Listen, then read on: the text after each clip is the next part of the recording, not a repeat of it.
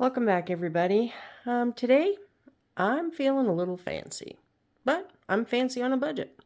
Tonight, I'm going to be making coq au vin, and it is a classic French dish, and it is incredibly simple to do.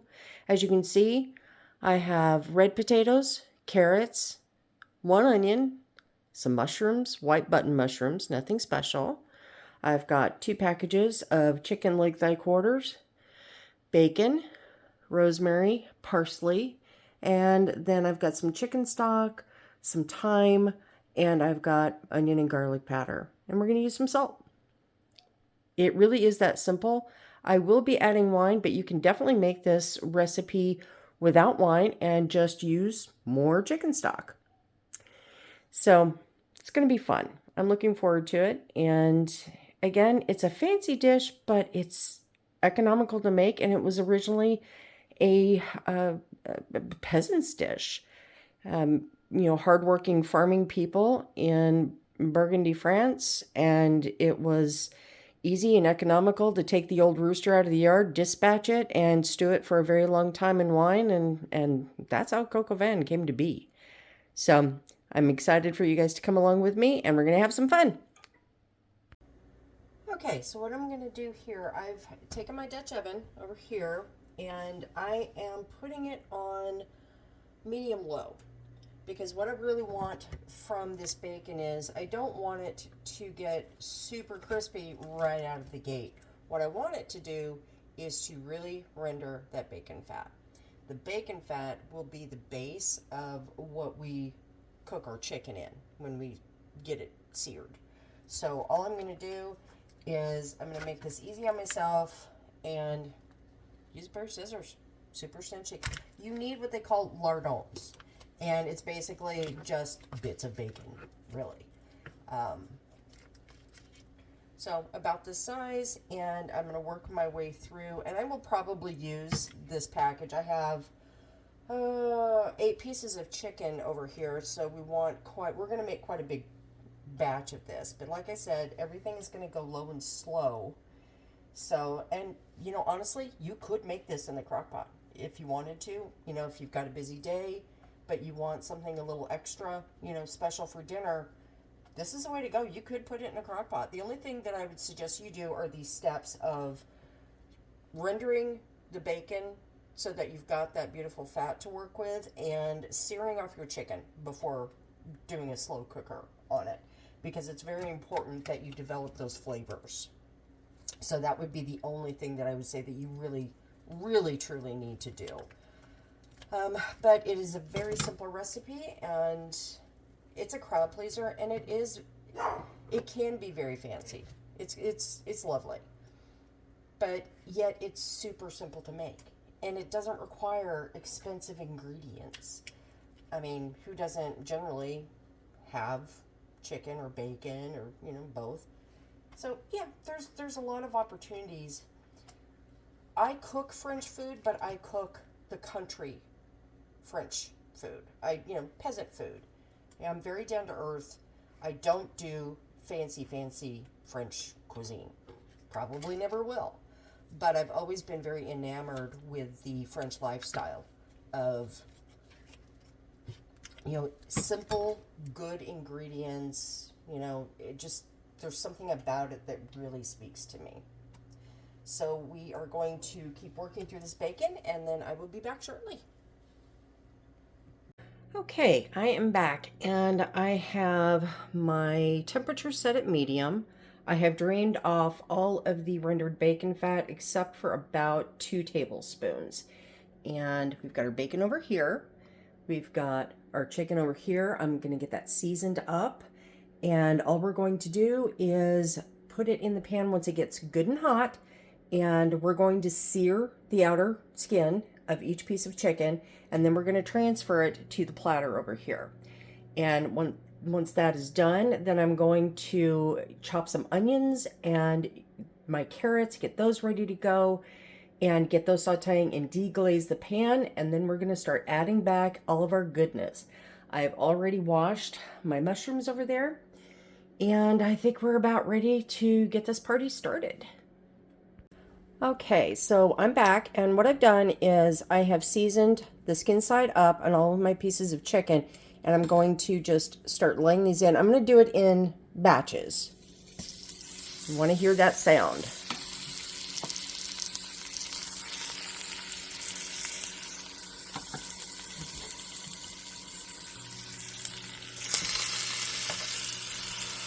So I'm just going to do these three first, and I'm going to go ahead. Just realized I had you all crooked there. Sorry about that. I'm going to go ahead and season this side. I'm going to sear for about 5 or 6 minutes per side, and then I'm going to move it over here to the platter. So I'll be right back. Okay, the chicken behind us is, I'm on the second batch. I'm going to have a spare piece. It's going to have to go in after them. I've got the timer set on so I don't forget about them, and I'm just going to, I peeled and taken the ends off the carrots, and all I'm going to do is I'm going to cut about, a little over 1/2 inch rounds. I kind of want them big because they're going to stew for a while, and yes, they will get soft, but I don't want them to disintegrate before everything else is done. So I'm going to go a little bit bigger, and you can use any kind of, really any kind of vegetable that you like. I would say stick to more root vegetables. You're going to have much better flavor. This is more of a winter dish and not something that you want to put like broccoli in or cauliflower. No, don't do that. You will not be happy. But carrots, any kind of potatoes you want. I'm actually doing red potatoes. You can do russet, you can do golden potatoes, you can do any kind of potato you want. Certain things obviously wouldn't work because it wouldn't technically be a cocoa van, like tomatoes or something like that.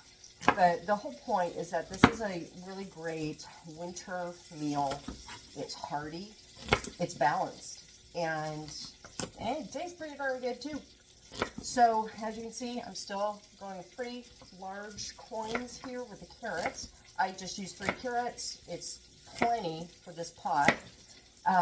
The amounts, I can list the amounts that I use here for this video, but they are open to interpretation completely.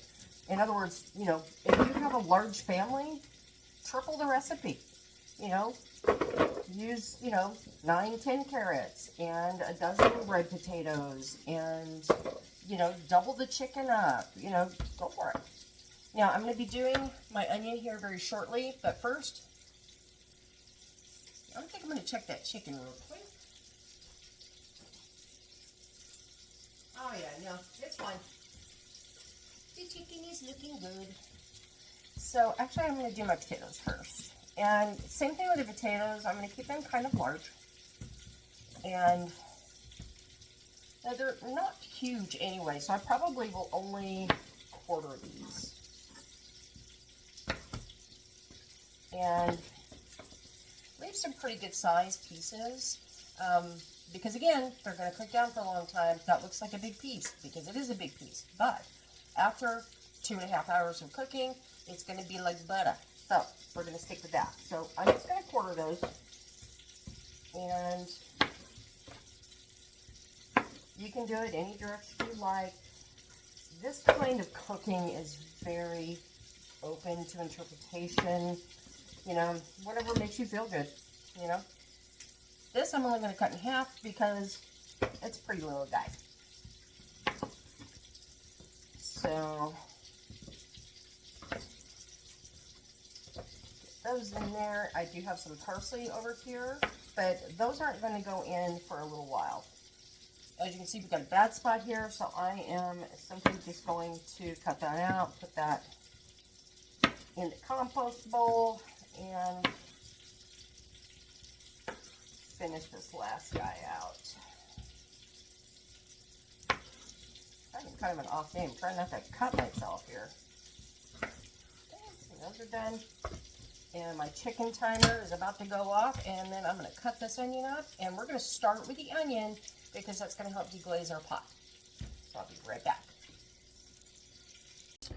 All right, the chicken is ready to roll. I've chopped up Because I lose onions all over the stove.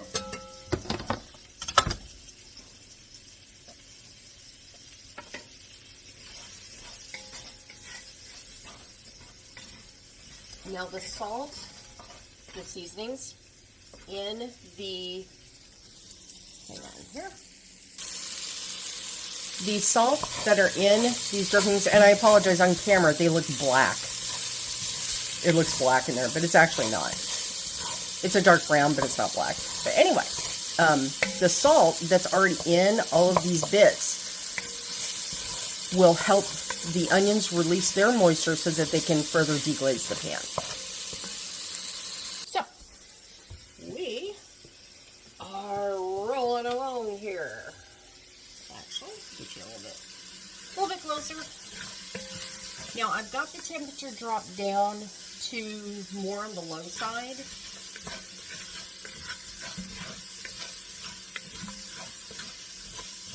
And I'm just going to keep working these brown bits a little bit, and I'm going to go ahead and add in my other vegetables. I actually had to move my vegetables away from me on the opposite counter because I kept trying to put my onions in there, which was rather amusing to me. I also have my mushrooms.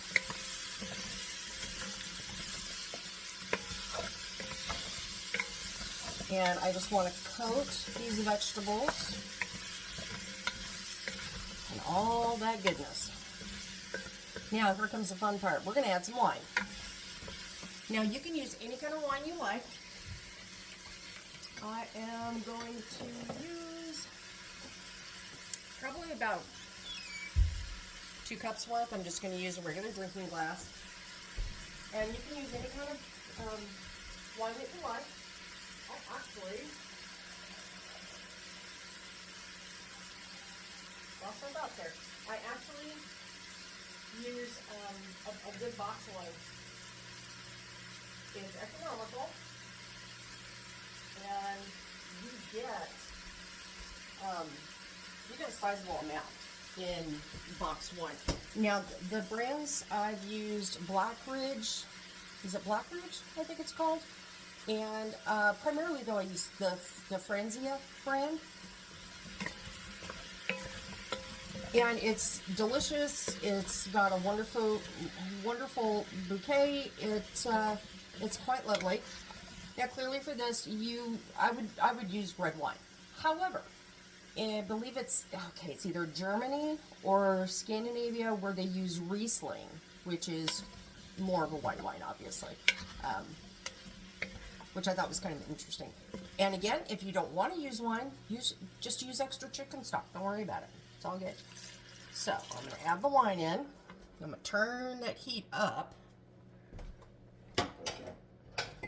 And I'm going to attempt to bring over my little mushrooms that have already been cleaned. I gotta be careful, that handle is hot. Let me get a pot holder here. And see that wine with the onions and all the vegetables, that's gonna deglaze in no time at all. Now, there's a lot of salt in the fond, the little bits on the bottom of your pan. Because you've re-seasoned all the chicken, both front and back.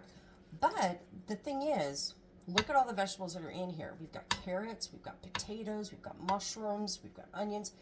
Those aren't seasoned. So all of the flavors that came from the chicken and soon to be bacon, all of that, you don't really need to add any more salt. You can taste it as it gets closer to being done. So that is absolutely looking beautiful. And I'm also looking at this chicken and going, is that all going to fit in there? I guess we're going to find out. If I do have any trouble fitting all of this in, I think I can make it work. I am simply going to put whatever's left on a little sheet pan and just roast it while this sits in the oven and gets happy. So, looks like I got a piece of onion that got away from me. There we go.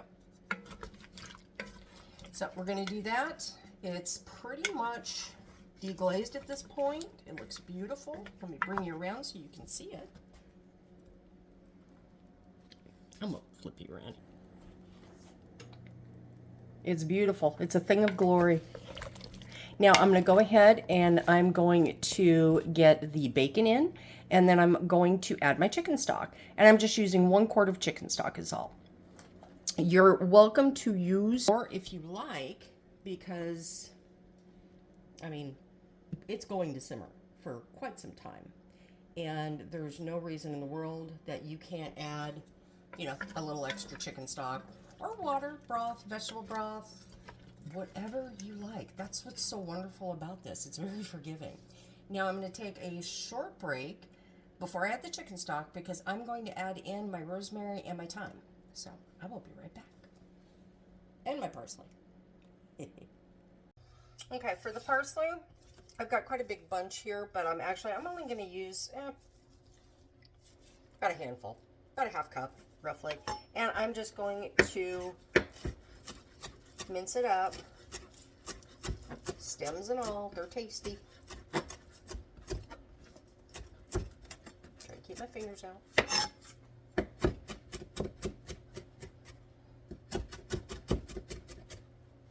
Does not have to be perfect. It just has to be minced. And I'm just going to toss that in there. And then I'm going to take a little bit of rosemary I have left, and I'm just going to strip the leaves off here and mince those up as well, plain and simple. To get the leaves off of rosemary, just hold the stem and then pull backwards, and it's pretty much the easiest way to go. So just yank them off the stem. This sounds awful. Yank them off the stem. They're not worthy of being on the stems. Sorry. It was a long night last night. Okay, so now when you get into like the top part of the rosemary and you're like, I'm having a lot of trouble pulling it off, check your stem, because at the tippy top right here, it tends to be a little softer, so you can probably get away with just mincing that up together. And this is probably a couple of tablespoons, 2 sprigs, 2 medium sprigs, I guess. So, yeah, it's starting to bubble nice over here. It's being pretty. Okay, I'm going to say that's probably good right there. And we're just going to give it a little choppy chop. And remember, none of this has to be perfect because it is going to cook for a long time. So, I'm just going to pick that up. Some of the goodies that I left behind here. Okay, grab my little pot holder, give everybody a happy stir. And it is looking so pretty. I'm so excited. All right, let's get that chicken stock open.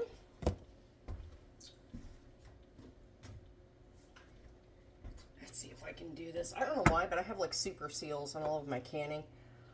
Other people have the boop, it comes right off. Not me. No, I have to stand there and grunt and groan and cry and cuss under my breath. Let's see if we can do it. Okay. Oh. Well, what's happened is that I don't have one of the like canning jar openers that you see. I need to get one of those, I think. They're just, it's not happening. All right. What happens is that butter knife or a knife isn't working, and I end up losing a lid because I have to use this, and it leaves a dent. Now I can still use it for like dried goods. There we go. So I got a little dimple in the lid now, but that's okay. Like I said, I can use it for dry goods or whatnot. So it smells like chicken. Alrighty, so 1 quart of chicken stock, and that looks beautiful. Heck yeah. Alright, let's get that in there. Let me grab the bacon out.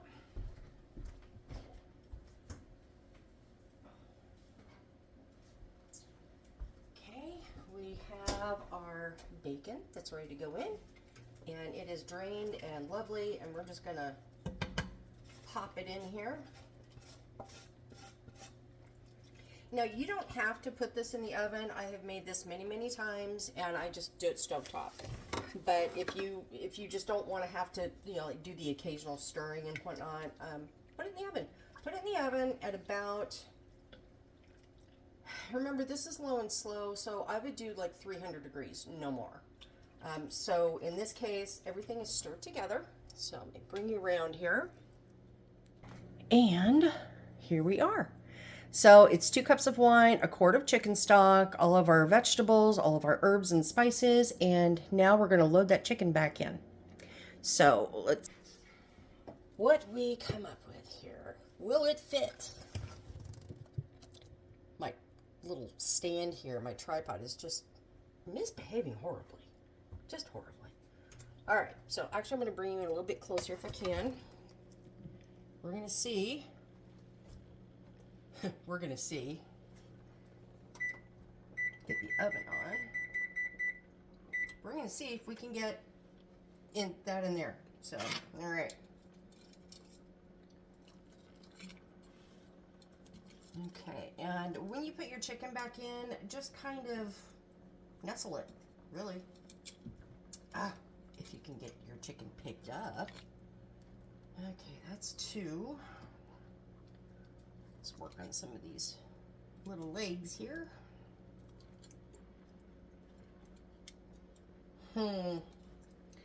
Methinks it's going to be a tad tight. Goodness sake. Okay, so we have 5 pieces in here. I'm scooting it off the burner. I think I can sneak in a couple more of the legs, I think. Yeah, I think we can do it that way. I think, I don't know. Let's see, I don't think I'm going to get these last 2 in. I mean, I could probably get my little chicken. Yeah, I mean, well, no, we need a little bit of maneuvering room. So we've got 6 pieces in here. I'm going to just get a little sheet pan for these guys. Oh, and the other thing you want to do, I'm going to get a sheet pan and finish getting these guys roasted in the oven along with our coq au vin. But the other thing you want to do is all of the juice and all that flavor, pour it in your pot. Let's see if I can hang on to the chicken. This should be fun. Yeah, you want that flavor in there, big time. So I'm gonna grab my lid and, oh, I forgot my time. Let's do that. This is just ground time. I do not have any more fresh from the garden. It has been used up. I'm gonna do this quite a bit, so I'm gonna do one of these. And so about half a teaspoon is all. And then I'm gonna try and fit this back in the container. Okay, I got most of it. Not too shabby. Not too shabby. And I'm going to give it just a little submerge here. Okay. And as I splash all over my clean floor, that was clean anyway, that's it. That's it. Here's your pot. You're ready to roll. Oven is going up to 300 degrees. This goes in for about 2 hours. 2.5 hours. I will see you back here later. And here it is, a beautiful coq au vin. Very country, very rustic, very appetizing, very hearty. I think that you, your family, your friends, whether it's a dinner party or a family dinner, you're going to love it. It freezes beautifully, and you can have it anytime, quick and easy. Thank you for watching, everyone. I really enjoyed having you along. And if you enjoy this content, please consider liking and subscribing. I look forward to seeing you next time. Bye, friends.